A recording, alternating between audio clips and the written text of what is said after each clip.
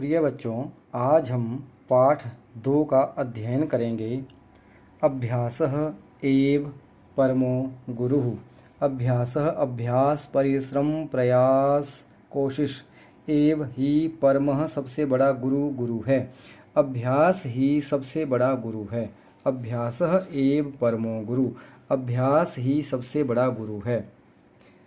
कश्चिद् कोई बालः बालक आसीत् था, कोई बालक था।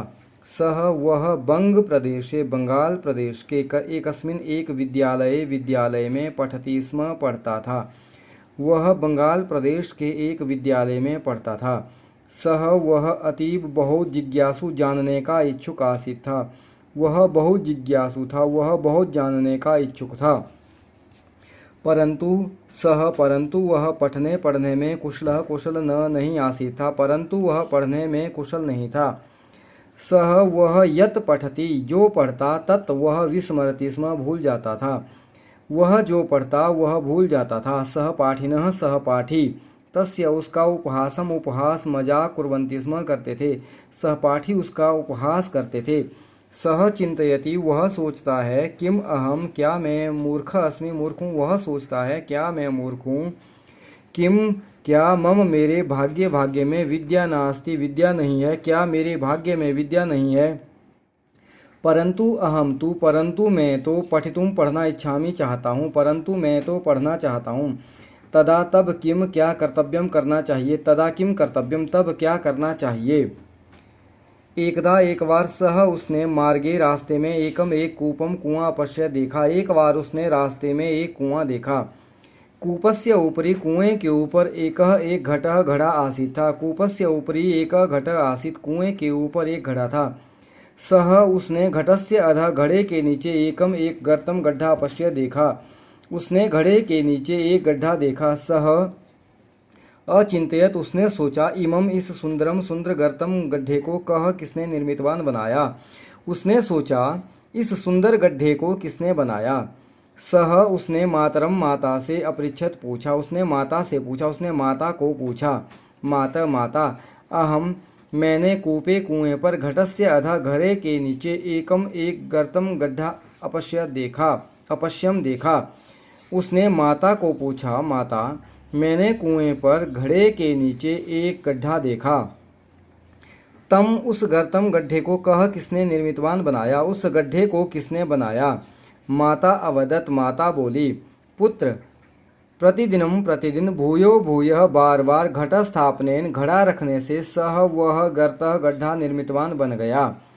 माता बोली, पुत्र, प्रतिदिन बार बार घड़ा रखने से वह गड्ढा बन गया। सह बालः विचार मग्नः अभवत्, सह बालः, वह बालक, विचार मग्नः, विचारों में मग्न, अभवत, हो गया। वह बालक विचार मग्न हो गया, वह बालक विचार करने लगा। सह अचिंतयत, उसने सोचा। यदि भूयो भूयः, यदि बार बार, घटस्थापनेन, घड़ा रखने से, पाषाण शिलायाम, पत्थर की शिला पर, पत्थर की चट्टान पर, गर्तः, गड्ढा, अभवत, बन गया। तदा, तब, या तो, किम, क्या, पुनः बार बार, पढ़ने से, मम, मेरी, मति ही, बुद्धि, तीव्रा, तेज, न भविष्यति, नहीं होगी। उसने सोचा, यदि बार बार घड़ा रखने से पत्थर की शिला पर गड्ढा बन गया, तब क्या बार बार पढ़ने से मेरी बुद्धि तेज नहीं होगी। इति विचार्य, यह विचार कर, सह वह, विद्याभ्यास में, संलग्न अभवत्, संलग्न हो गया, लग गया। यह विचार कर वह विद्याभ्यास करने लगा। यह विचार कर वह विद्याभ्यास में संलग्न हो गया, लग गया। सह उसने, पुनः बार बार, पाठों को, अपठत, पढ़ा। उसने बार बार पाठों को पढ़ा। पुनः बार बार, लेखनस्य, लिखने का, भी अभ्यासम, अभ्यास, अकरोध, किया। बार बार लिखने का भी अभ्यास किया। शनै सह, धीरे धीरे वह, बुद्धिमान अभवत, बुद्धिमान बन गया। शनै सह बुद्धिमान अभवत, धीरे धीरे वह बुद्धिमान बन गया। सह उसने, परीक्षायाम, परीक्षा में, विशिष्टम, विशेष, स्थान प्राप्तवान, प्राप्त किया। उसने परीक्षा में विशेष स्थान प्राप्त किया। अधुना, अब, तस्य, उसके, सहपाठिनः, सहपाठी, तस्य, उसका, उपहासम, उपहास, नहीं कुर्वन्ति स्म, करते थे। अपितु, बल्कि, आदरम, आदर या सम्मान, कुर्वन्ति स्म, करते थे। अब उसके सहपाठी उसका मजाक नहीं करते थे अपितु सम्मान करते थे। सत्यम एव अस्ति, सत्यम सच एव ही अस्ति है, सच ही है। अभ्यासः एव, अभ्यास ही अस्ति है। परमो गुरु, सबसे बड़ा गुरु। सच ही है, अभ्यास ही सबसे बड़ा गुरु है। तो हिंदी के पश्चात आइए अब अभ्यास में चलते हैं। तो देखिए अभ्यास का पहला प्रश्न है, पाठ को पढ़ करके बोलें और लिखें हाँ अथवा नहीं। हाँ अथवा नहीं, आम अथवा नहीं। तो यहाँ लिखे हुए हैं, तो मैं यहाँ से बोल देता हूँ। देखिए, क्या छात्र पढ़ने में अकुशल था? हाँ। क्या छात्र का उपहास अध्यापक करते थे? नहीं। किम गर्तः घटस्य अधः आसीत्? क्या गड्ढा घड़े के नीचे था? आम। किम गर्तः घटस्थापनेन अभवत्? क्या गड्ढा घड़ा रखने से हो गया? हाँ। किम बालकः उपहासेन दुखी आसीत्? नहीं। किम बालकः पठितुं न इच्छति स्म? नहीं। किम छात्रः परीक्षायां सफलः अभवत्? आम। किम अभ्यासः परमो गुरु? आम। तो देखिए ये दिया हुआ है, इसका उत्तर यहाँ दिए हुए हैं। तो देखिए, क्या छात्र पढ़ने में कुशल था? हाँ। क्या छात्र का उपहास अध्यापक करते थे? नहीं। क्या गड्ढा घड़े के नीचे था? हाँ। क्या गड्ढा घड़ा रखने से हो गया? हाँ। क्या बालक उपहास से दुखी था? नहीं। क्या बालक पढ़ना नहीं चाहता था? नहीं। क्या छात्र परीक्षा में सफल हुआ? हाँ। क्या अभ्यास सबसे बड़ा गुरु है? हाँ। दूसरा प्रश्न है, चित्र को देखकर पाठ से सही शब्द चुन करके चित्रों के नीचे लिखें। तो देखिए, सह पुनः पुनः पाठान अपठत, उसने बार बार पाठों को पढ़ा। सहपाठिनः तस्य उपहासं कुर्वन्ति स्म। सहपाठिनः तस्य उपहासं कुर्वन्ति स्म। सः घटस्य अधः गर्तम् अपश्यत्, उसने घड़े के नीचे गड्ढा देखा। पुनः पुनः लेखनस्य अभ्यासम् अकरोत्, पुनः पुनः लेखनस्य अभ्यासम् अकरोत्, बार बार लिखने का अभ्यास किया। अगला प्रश्न है, सही विपरीत शब्द चुन करके सामने लिखें। कुशलः अकुशलः, ये यहाँ दी हुई है मंजूषा, यहाँ से चुन करके इसको भरना है। तो देखिए, कुशलः अकुशलः, स्मर विस्मरति स्मरति, मूर्खः बुद्धिमान, अधः ऊपरी, आदरम अनादरम। चौथा प्रश्न है, प्रश्नों के उत्तर एक शब्द में बोलें और लिखें। तो देखिए, छात्र किस में अकुशल था? पढ़ने में। यहाँ पूरे वाक्य में भी लिखे हुए हैं, ये यहाँ से आप देख सकते हैं पूरे वाक्य में, पर ये एक शब्द में पूछा है तो यहाँ एक शब्द में उत्तर लिखा हुआ है। बालकस्य उपहासं के कुर्वन्ति स्म सहपाठिनः। बालकः परीक्षायां कीदृशं स्थानं प्राप्तवान्? विशिष्टं। बालकः मार्गे किम् अपश्यत्? कूपं। घटस्य अधः किम् आसीत्?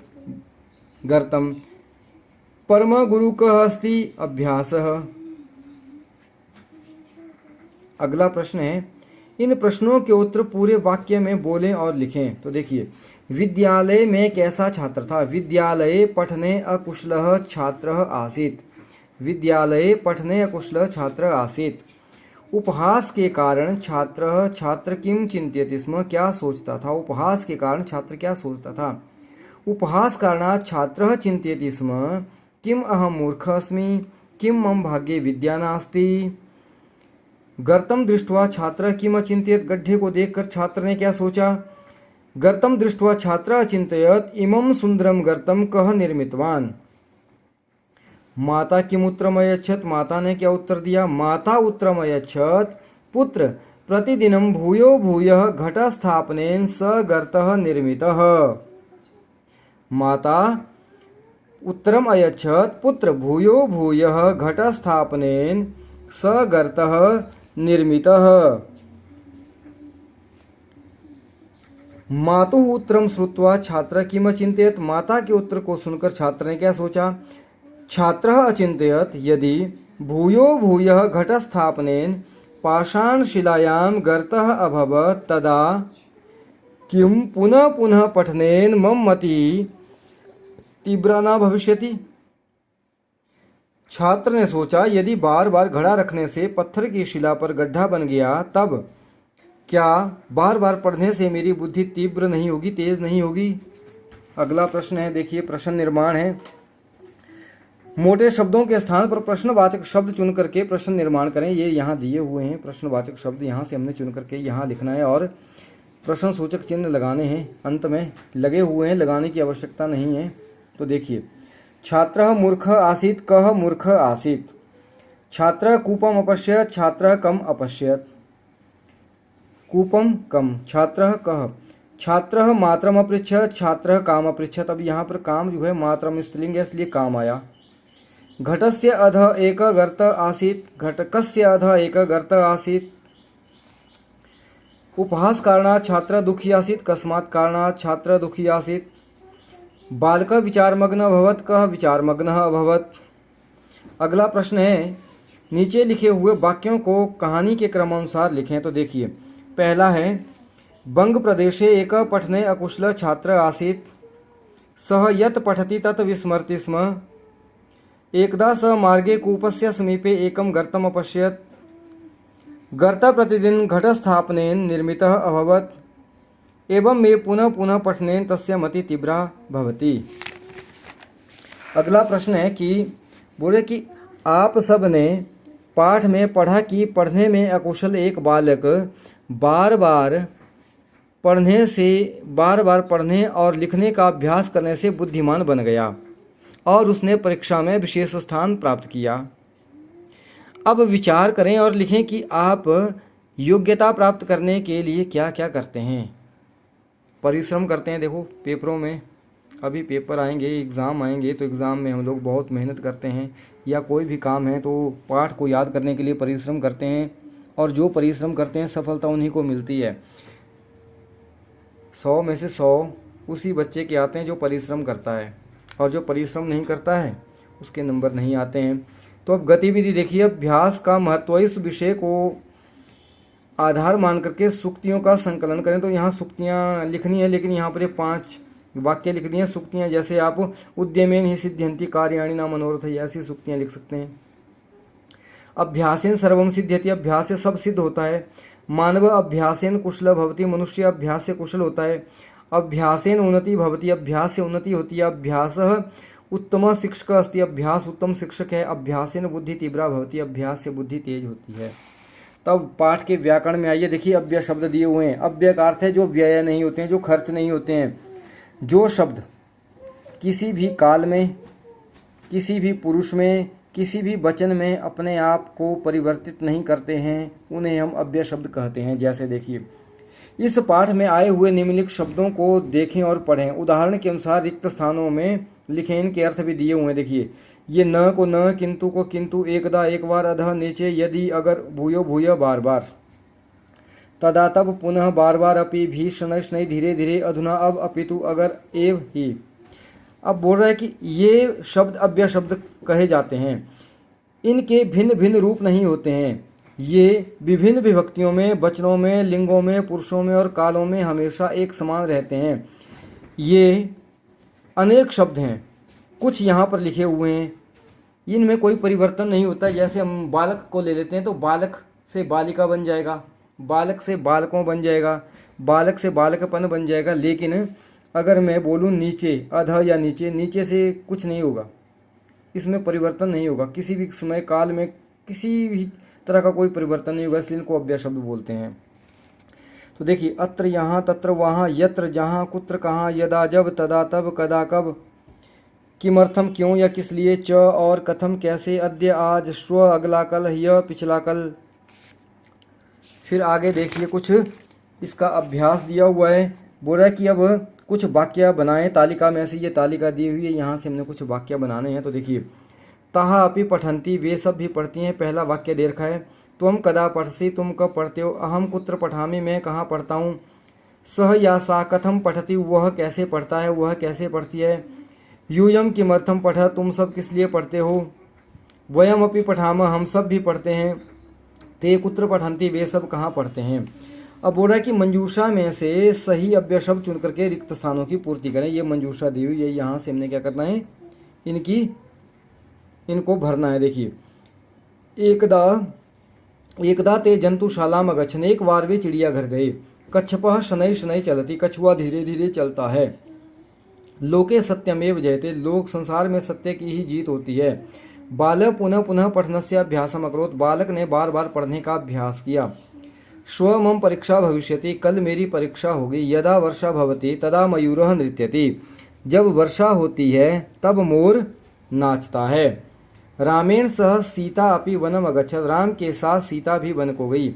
अत्र एकम उद्यानम आसीत, यहाँ एक बाग था। अधुना यूयम पाठम स्मरत, अब तुम सब पाठ याद करो। तुम कदा पठसि, तुम कब पढ़ते हो।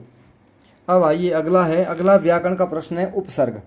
अब उपसर्ग में क्या होता है कि उपसर्ग शब्दों के और धातु रूपों के आगे जुड़ते हैं और उनके अर्थ में परिवर्तन कर देते हैं। शब्दों के या धातुओं के पीछे जो जुड़ते हैं उन्हें हम प्रत्यय कहते हैं, और शब्दों के धातुओं के आगे जुड़ने वाले जो अव्यय शब्द हैं उनको हम उपसर्ग कहते हैं। जैसे देखिए ये पठन्तु अवगच्छन्तु, पढ़े। वीजमा स्मरति, उपजमा हासम, निर्जमा मितवान, आजमा गत्य, वीजमा चार्य, प्रतिजमा दिनम, प्रजमा आप्तवान। तो देखिए ये वी, उप, निर, आ, वी, प्रति, प्र, ये जो हैं ये सारे उपसर्ग हैं, और ये क्या है, शब्द के और धातु के आगे जुड़ करके इनके अर्थ में परिवर्तन कर देते हैं। तो देखिए अत्र वी, उप, निर, आ, प्रति, प्र इत्यादि शब्दांशः उपसर्गाः इति कथ्यन्ते, ये जो शब्दांश हैं ये उपसर्ग कहे जाते हैं। एतेषां प्रयोगः पदानां प्रारंभे भवति, इनका प्रयोग शब्दों के आरंभ में होता है। उपसर्गाणां प्रयोगेण शब्दानां प्रायः अर्थ परिवर्तनं भवति, उपसर्गों के प्रयोग से प्रायः ही शब्दों के धातुओं के अर्थ में परिवर्तन होता है। अन्य भी उपसर्गा संति, बोलते हैं कुछ और भी उपसर्ग यहाँ दिए हैं। देखिए परा, अप, सम, अनु, अब, दुस, दुर, निस, नी, अधि, अपि, सु, अभि, अति, परि और उत। तो बोलता है ध्यान पूर्वक पढ़ें और समझें। देखिए सह कार्यम करोति, वह काम करता है। वानरः अनुकरोति, बंदर अनुसरण करता है। अनुजमा करोति, सज्जनः प्राणिनः उपकरोति, सज्जन प्राणियों पर उपकार करता है। उपजमः करोति, उपकरोति। सह गृहम गच्छति, वह घर जाता है। लता गृहात् आगच्छति, लता घर से आती है। आजमा गच्छति, आगच्छति, वह माता का अनुसरण करती है। अनुगच्छति, पीछे जाती है। सत्संगति उन्नतिम दिशति, सत्संगति उन्नति को बढ़ाती है, फैलाती है। गुरु शिष्यान उपदिशति, उपजम आदिशति। सह बालान आदिशति, वह बालकों को आदेश देता है। आजम आदिशति। सत्संगति बुद्धि की मूर्खता को दूर करती है, हरति दूर करती है। विहरति, नृपः उद्याने विहरति, राजा बाग में घूमता है। सैनिकः चौरम प्रहरति, सैनिक चोर पर प्रहार करता है, चोट करता है। अब देखिए यहाँ पर करोति का अर्थ करता है, लेकिन अनुकरोति अनुकरण करता है। उपकरोति उपकार करता है। यहाँ देखिए गच्छति का अर्थ जाता है, आगच्छति आता है, अनुगच्छति अनुसरण करता है, पीछे चलना है। दिशति का अर्थ है फैलाता है। उपदेशति का अर्थ को उपदेश देता है। आदिशति आदेश देता है। हरति का अर्थ छीनता है, चुराता है, हरता है, दूर करता है। विहरति घूमता है, प्रहरति प्रहार करता है, चोट करता है। तो देखिए उपसर्गों से अलग जो धातुएं हैं उनका अर्थ कुछ और है और उपसर्ग जुड़ करके अर्थ में परिवर्तन हो गया, इसी को हम उपसर्ग कहते हैं। तो आइए देखिए अभ्यास में। अभ्यास का पहला प्रश्न है, नीचे लिखे हुए वाक्यों में उपसर्गों से युक्त रेखांकित उपसर्गों से जो युक्त शब्द हैं उनको रेखांकित करें और उपसर्गों को अलग करके लिखें। तो देखिए खगः आकाशे विचरन्ति, अब विचरन्ति जो है यहाँ पर ये, और उत्पतन्ति जो है ये। वीजमा चरन्ति उत्जमा पतन्ति, वीजमा चरन्ति उत्जमा पतन्ति। पक्षी आकाश में उड़ते हैं। वानरः वृक्षम आरोहति, अब आजमा रोहति, आरोहति। बंदर पेड़ पर चढ़ता है। सा नद्या जलम आनयति, वह नदी से जल लाती है। तो देखिए आजमा नयति, आनयति। सह सर्वम अवगच्छति, वह सब कुछ समझता है, सब कुछ जानता है। अवजमा गच्छति, अवगच्छति। सज्जनः सदैव प्रसन्नताम अनुभवति, सज्जन हमेशा प्रसन्नता अनुभव करता है। अनुजमा भवति, अनुभवति। गंगा हिमालयात् निस्सरति, गंगा हिमालय से निकलती है। तो निस्सरति, निस्जमा सरति, ये निस्सरति, निस्जमा सरति। अब नीचे लिखे हुए वाक्यों में दूसरा प्रश्न है, कोष्ठक में दिए हुए शब्दों को जोड़ करके वाक्यों को पुनः लिखें। तो देखिए, बालः यथ पठति तत् विस्मरति, बीजम स्मरति विस्मरति, प्राचार्य छात्रान् उपदिशति, उपजम दिशति उपदिशति, मातरं दृष्ट्वा शिशु प्रसीदति, प्रसीदति प्रजमा सीदति प्रसीदति। बालक जो पढ़ता वह भूल जाता है, प्राचार्य छात्रों को उपदेश देता है, माता को देखकर शिशु प्रसन्न होता है, सह पर्वतात् अवरोहति, वह पर्वत से नीचे उतरता है, अबजम आरोहति अवरोहति, छात्राः क्रीड़ा क्षेत्रात् आगच्छन्ति, छात्र खेल के मैदान से आते हैं, आजम गच्छन्ति आगच्छन्ति, नृपः सेवकान् निर्देशति, राजा सेवक को निर्देश देता है, सेवकों को निर्देश देता है, निर्जम अधिशति निर्देशति। तो यहाँ पर हमारा दूसरा पाठ समाप्त होता है। फिर तीसरे पाठ में मिलेंगे, तब तक के लिए धन्यवाद।